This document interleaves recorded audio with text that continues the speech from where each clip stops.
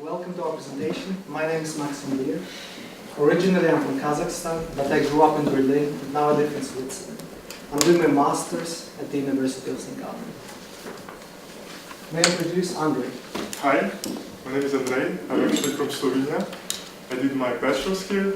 It was at Faculty of Mathematics and Physics, so it was quite technical. But I wanted to go a bit more into business waters, so I decided to go to St. Gallen. And I have to say I quite like it so far. And Ádám. Good afternoon, everyone. I'm originally from Hungary. Actually, I did my bachelor in Budapest, and I met with the guys at St. Gallen. We did together the banking and finance. And today we would like to show you an innovative and holistic approach in the Slovenian forestry industry, namely the business model innovation for the Slovenian Forests Limited. We are a very international team, Maxim, Ádám, Andrej. And before we jump into the presentation, just a short story. 2 days ago, we arrived at Ljubljana. And somehow we ended up in the castle, and down there is a really nice, beautiful museum. And there we saw this guy. And it was quite a nice story, we liked him. Maxim Čop Prek. I know I've studied his name for 3 days, but I still cannot pronounce it. Excuse me for that. However, we did not know why do we like the story so much. It's basically because he's using wood in an innovative way to come out of a tricky situation. Otherwise he was a smuggler. A tricky situation, that's also where the Slovenian forestry is in. Basically, we have identified 3 main challenges for the SFL. The first one is how to increase the return per hectare in public lands to €40 in 5 years.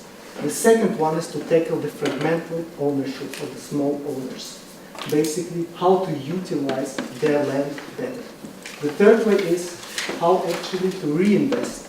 This company is going to have some profits, and we would like to reinvest it in an innovative way in order to increase the competitive advantage of the whole Slovenia. So here we are founding the Slovenicon Valley. Here we are trying to renovate the business model of the existing concession. So this one will be much more efficient, and we are extending it to the private owners. Both projects have a positive NPV, and this one has a huge economic impact as well. So this will be a holistic business model approach. What was the situation? We all know the case, right? We have the SFS and the fund. The new situation will be they will be united. Right? Then we have the small private forest owners who basically own forest but they don't use it. So from the perspective of the SFL, that's actually a huge problem because this land is not utilized. How can we utilize it? Well, we would like to install a concession system which is somehow reversed because now we are buying the concession rights, 10-year concession rights. So basically we are bundling those rights at us. However, we are not possessing this forest simply because we don't have the capacity and not the knowledge as a coordinator told us. So we take a look at companies and entities who might have the capacity, who might have the knowledge to use it better than these guys. And we are redirecting these concessions. Of course, we are getting some fees back, and these fees will be higher than the fees that we are giving to them, so we end up making money. We end up making profit. And now we would like to reinvest this profit. That's why we are establishing the Slovenicon Valley. To sum up, with this part, we are tackling the utilization of land owned by small private owners, fighting fragmentation basically. With this part, it's increasing the return per hectare on public lands to €40. And this one is how to increase the economic profit of the whole country. So what's the status quo, Adam? Thank you, Max. So let's back to the basics, and I promise it will be a quick one, but we really need to understand first what are the main goals of the company, and there are 4 of them. The first one is we would like to change the current business plan. The second one is to increase the return on asset. And the third one is to be able to stabilize the market. And the fourth one is we would like to reinvest our profit into education and tourism connected to the forestry industry. So, what else have we done? Basically, in the beginning, with these financial goals in our mind, we came up with a long list of potential solutions. We had the evaluation criteria, and we came up with a short list that comprises of 3 recommended solutions that you have already heard. So what I would like to do next is to introduce the first pillar, and that is increasing the return per hectare on the public areas to €40 in 5 years. And the solution is transforming the current business plan, and we promise that it will result a net present value of 20 million in 5 years. But why do we even need to change the business plan? On the left side, you can see what are the qualitative problems with the current business model. And that is high corruption, and basically the contractual obligations are not clear enough. On the right side, there's a more quantitative financial evaluation. We made some benchmarks, and as you can see, based on the return per hectare, Austria makes €50, but Slovenia only makes €4. That means that we need to increase the return instead. So, what can we do with the actual business model? We can either go to the direction of renewing the concession or cancel the concession. Based on our understanding and the discussion with industry experts, we can't really go to the lower direction, canceling the concession, because we can do it ourselves. We don't have the capabilities, we don't have the expertise. So we need to stick with the concession, but it's pretty obvious that we need to renegotiate the terms. So how should we do this? First, as I mentioned, we need to increase the return per hectare. And we can do this by increasing the net income. And the net income comprises of 2 main parts, revenue and cost. So start with the cost. Based on our analysis and again the discussion with the industry expert, there is only one cost item that is out of the line, and that is the felling cost. We can actually cut costs there by 20%, but it's clear that it's probably not enough. So what's the next thing that we can do? That is increasing our revenue. And basically this is a 3-step process, and the first one is designing of the concession, awarding the concession, and the operation and logging. There are many practical recommendations there, but I only would like to emphasize 2 here. And the first one is to come up with a standardized calculation for the minimal fees, for the minimal concession fees, as it is in Canada. The second one is introducing a new auction bidding system. For example, you can see that eBay, but go to the financials. We promise, as promised, in 5 years, based on these 3 scenarios, we could deliver a net present value of 20 million euros. And now let's get to the next pillar. Thank you, Adam. Okay, so the next problem I wanted to tackle is the fragmentation. You've probably heard it like 5 times so far. More than 70% of forests in Slovenia are under private owners. And there are 2 main issues with that. First of all, these owners don't have the capacities to harvest them, so they are not used. And the second one, which is more specific, is that owners in Slovenia are really reluctant to sell. Here I have a practical example. These are a few quotes from my father. As I've told you, I'm from Slovenia. And not just now, but also before. He's told me that forest is not just an asset, it's also something you gain through heritage, and now more than ever it also represents a source of renewable energy. So with that in mind, we asked ourselves how to increase the forest utilization. It's what Max already said. So we would somehow like to convince private owners to give the concession rights to the new SFL enterprise, and in return we would give them some money. But first of all, why would this work? First of all, we look at the past. There were many associations done in the past, but it didn't work. The main reason was trust issues. So they signed a contract, but they didn't really abide by it, meaning that they still sell good products on the side.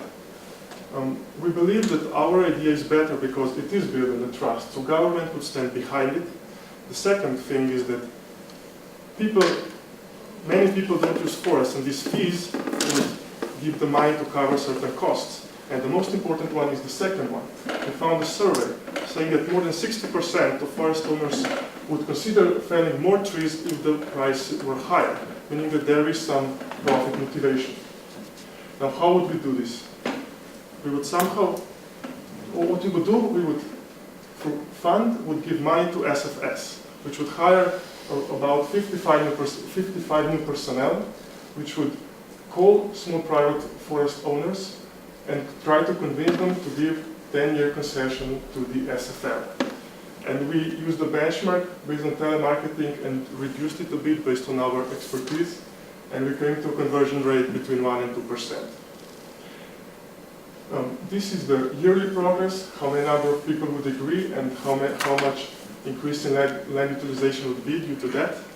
But the final result would be that in 5 years, which is the plan, 19,000 people would agree with going through this business plan, which would increase in number of hectares utilized by 55,000.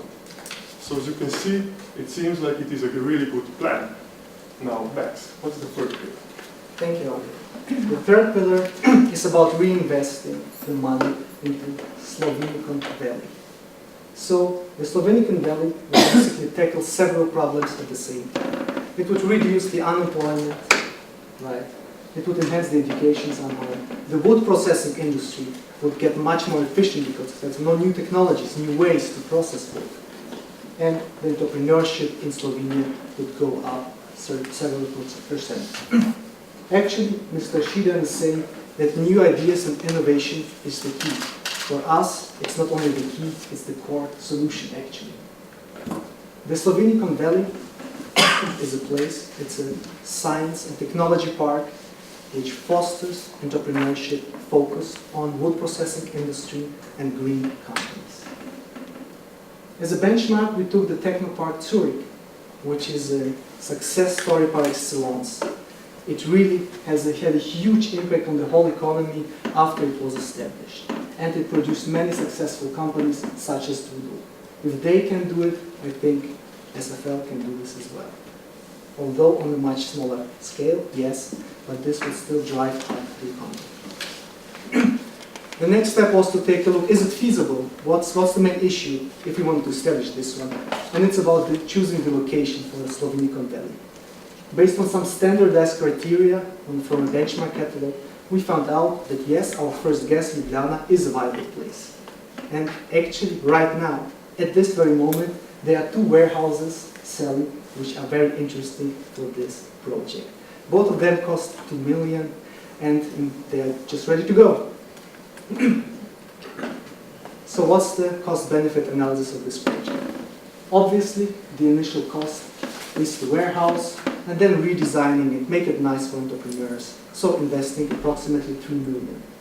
The yearly costs will be 400 million, right? 400,000 with the usual stuff. HR, some administration, maintenance, etc. The monetary benefit is the yearly revenue from tenants. It's 240,000. Yes, it's a loss-making business when you take the monetary perspective into account. However, there are non-monetary benefits as well, which are reduction of unemployment, enhancing the competitiveness of the wood processing industry and of the whole of Slovenia. For example, companies such as this one could come up, right? A climbing park, a startup which actually utilizes the forest without cutting it. So, to sum up, we have 3 challenges, which are increase the return, increase the utilization of land, and come up with an innovative way for SFL to reinvest the money. We had an innovative business model with those 3, and the projects have a net present value which is positive, and the whole economy and the competitiveness of Slovenia can be enhanced actually. This is our business model once again, just a reminder. And to end the story, right, this guy, which I told you about in the beginning, he actually used the wood not for attacking, but from protecting from a blade. And then he won the competition against a much more skilled opponent by cutting off his head. Thank you very much.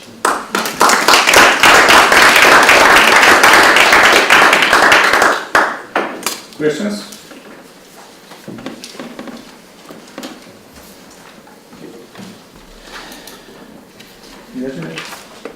See, quoted my favorite number of 70%. And I'm just wondering, trying to put these 1 million NPV together with the 20 million NPV. So if I can, on 1/3 of the volume achieve a 20 million NPV just by productivity increase, then on more than double of that volume with a much less efficient private owned forest, how come I can only make 1 million? Is there something that I can do faster, bigger, better there? It's a good question, but actually I think we are not on the same page. Okay. Because it's alright, like 21% of public owned and the other half is privately owned. Mm-hmm. But the actual reach of the actual people that you can turn and get into the business is not the same. So the actual amount of harvested forest is not the same. So it's much easier to establish this procedure on our own hands because we have the property rights. And how can we increase that then? If what you're saying is it's a conversion, reach and conversion issue. So my question is then, how can I accelerate the reach and conversion? We were thinking about this one. We were thinking about this one. One part could be an educational part. Now, the SFL will be a role in the education of the people related to the forestry industry. And we actually plan to include this as an additional part, to teach the people, educate the people how to participate as an investor in the forestry industry. That was our key, major idea. One addition to this question is, right now we have two different types of private owners. We have 80,000 which already are in contact with the SFS, right? They are talking already, and the rest, they just don't care. They never talk to these guys. So our approach is first to use the existing communication lines with the 80,000 people which are already in contact. This conversion rate will be pretty high now. For the others, we are hiring additional personnel, and they are going to cold call them. And there the conversion rate will be in the first year 1.6%, which is pretty low. In the second year, they will get better, the conversion rate will rise. More questions? Yes? You mentioned that the only viable business model is to re-establish this concession concept. Yeah? Yes. Which other options did you consider? And the second point is, whatever you propose, why do you need 5 years? What would be to be changed that you could do it, for example, in 3 years? That's actually a change because we will do it next year because the concession rights will expire by next year. So we actually need to come up with the whole plan, the recommended points in mind, and we'll start it next year. The actual effect, the net present value, is measured in 5 years. Question, yeah? You mentioned the redefinition of concessions with existing concessionaires, but I think it's impossible to get much better position as state if there is a new concessionaire who bring a competitive between them. What do you think? From our perspective, we're the small companies, the small farms, which would also participate in the auctions bidding system. So basically we are collecting the concession rights from the fragmented parties. We have them. And now we are offering them to the highest bidder. Basically there's a competition between the 13 companies. The one who offers the highest price will get the concession right. Meaning that the one who will get the concession right probably has the best operational capability and will utilize the forest in a much better way. But I'm afraid that between them there can be a cartel agreement. That's a risk, definitely. And we'll need to tackle this with regulation. And we also like to introduce a minimum fee, because basically now the problem is that there is only like 1.5% the minimum fee. So if they can get around with this cartel, they can actually make a good profit on that. But if we can introduce a better minimum fee that is more in line with the actual value of the timber, then basically they can do the cartel, they can make money out of it. Mr. Rajan? How much time do you think the concession right could last? For how many years? And do you think for all kinds of forests they should last the same period of time? Or should be some differences? Initially, we were thinking about 5 years. But there should be another issue, point of view, the actual forest management and the sustainability of the forest. Because the actual term of the given concession rights could have, in fact, how do they manage the forest. So what I would propose rather than a given year is granting further rights based on the evaluation of the forest management. Basically a performance measurement on the forest management. And if they did it right in the first 5 years, we can grant it again. Is it a... If your proposal is accepted, where do you see the biggest risk in terms of implementation? The implementation, the risk you actually mentioned, we are also afraid of the cartels. I didn't hear it. Yeah. The biggest risk is what? We believe that the old concession right holders will come back to the picture.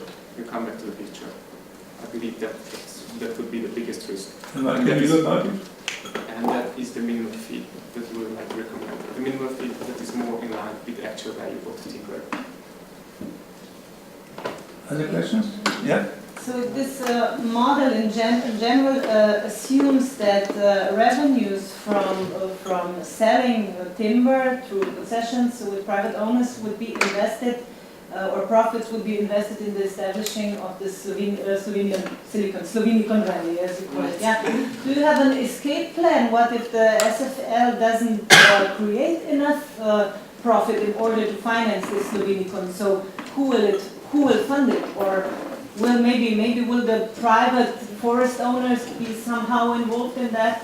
Exactly. Have you thought of this? Because government will probably not provide for additional money to run the Slovenicon Valley. Yeah, sure. First, we're assuming that there is profit, we will invest it. In case there is no profit, actually the wood processing companies, which are not on the same technological level, could provide the funding for it. So basically we would not have this startup approach, but rather the science part, which is focusing on developing the technological capabilities of everyone.